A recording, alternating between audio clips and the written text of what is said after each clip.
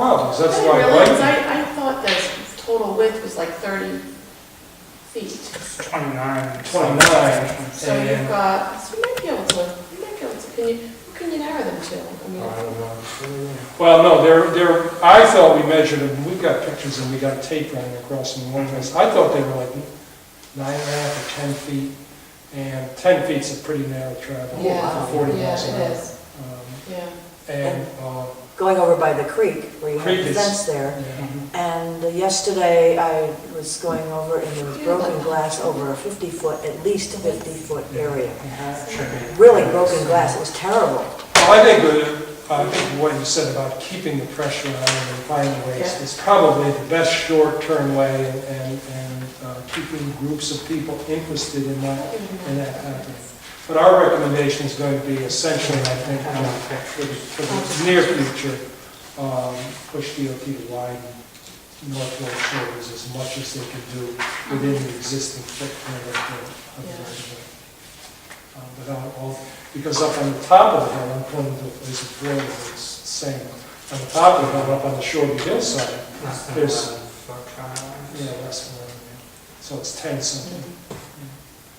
And up there, you've got all kinds of just serious drainage problems that have to be resolved. Whereabouts?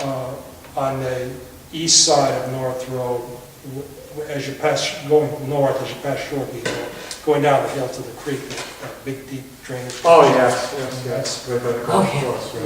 Yeah. And I mean, the solution to that, I think, is to put drainage in and pipes in, but DEM and CRMC aren't allowing any more point discharges into the bay and the creeks and the marshes, so there's all kinds of difficult problems on North Road. Okay, well, we won't take any, does anybody else have any questions about the rolling agenda or safe routes to school? I just have a question, since you've been talking to DOT, have they said anything else about the on-ramps onto the Jamestown Bridge? We're going to recommend, here's how we're going to recommend off and on. We're going to recommend as you're coming from the west, going east across the Jamestown Bridge, that they get off on North Road, and then we're suggesting a move by crew down through here. And as you're going west, that you actually use the North Road ramp, go up on, right up onto 138 and cross the bridge. We suggested that as you come to Beach or Beacon, as you come to Beacon, a biker could actually go into Beacon, go up to that, where the wall ends, and just come back out on Beacon so that you weren't crossing that drop-down lane, you know, as it goes into Beacon. But 99 out of 100 people would never do that. They just keep on going. But you could recommend that as the bike lane. We're recommending, one, that they open the bridge for experienced bikers, that they enforce the 40-mile-an-hour speed limit, and that they...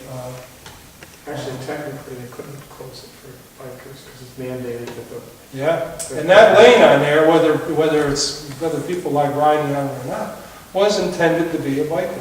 That lane. Somebody was pulled over on their bike there yesterday. Yeah, we were pulled over once for it. But I wasn't going to argue. I mean, you don't argue with... Was it a local police or the state? No, it was a state trooper, and they were just giving me a warning. It wasn't like it's going to get a ticket. Yeah. But And I wonder if What there's was actually... the warning, that you're not allowed to ride on it? it was funny because, well, a group of us had come over to Jamestown. We were going over the bridge, and he pulled us over as we got off, into the wider section, as if you were going on Route 1. But he goes, really? Biking over the bridge? I said, well, I think if you asked them to show you the law... See, I just felt that arguing with a state trooper in this situation was not a great idea. I think you took the right path. So I just said, yeah, I'm sorry, we'll behave ourselves and continue on our way. But I'm pretty sure that original line was intended to create the bike lane. And the bridge was intended to have 2 lanes in each direction, the bike lane and the sidewalk.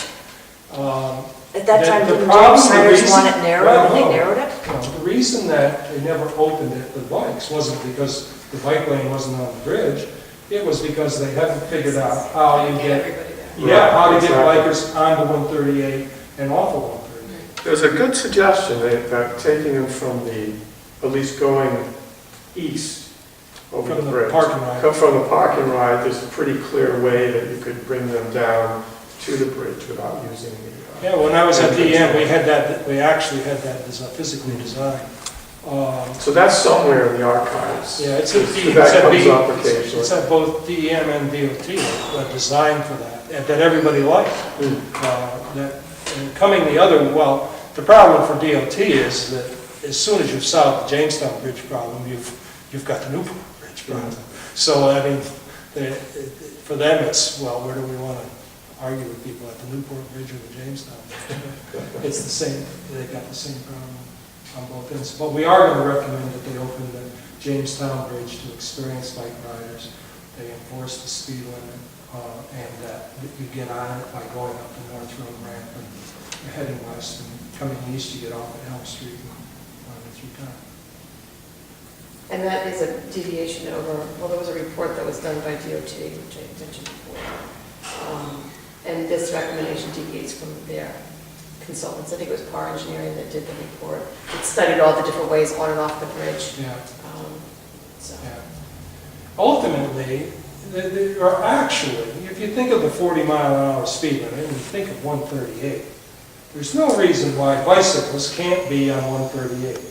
There's absolutely no reason. There's a huge wide shoulder. Well, it's actually less dangerous than Sure it is. traveling on North Road. Oh, yes, it is. You're absolutely right. There's no reason not to have bikes on. And it's not clear to me, other than I don't think they you know, there's not people knocking down the door to do it. So Well, they do have a limited excess situation there. That usually determines that bicycles shouldn't be on the. But bikes are allowed on the section between 1A and 1. True. Yeah. And actually on 130, They're On allowed the one 130 itself. between 1A and 1. You see them there. Let me put it this way. There's no signs there that say that. Yeah, you could be on Route 1 and where 138 and 1 are together. I've seen people Yeah. ride quite often. Yeah. But you're no longer on limited access either. No, between 1A and 1 on You're 138. saying once you hit If you get on, down. yeah, where you got off, if you'd gotten on continuing west on 138 over to 1, there's no signs that say no bikes. True, on there. that's true. Yeah. That's actually more dangerous, I think. Well, there's a big, fat, wide bike breakdown lane. The problem with that is the speed limit goes back up to like 55. But I think the speed limit's 55 on what's that, 102, where they have the bike lanes? Or 14? It's not a bike lane anymore. Was it 14? No. It's horrible. Okay. Well, anyway, appreciate you coming in.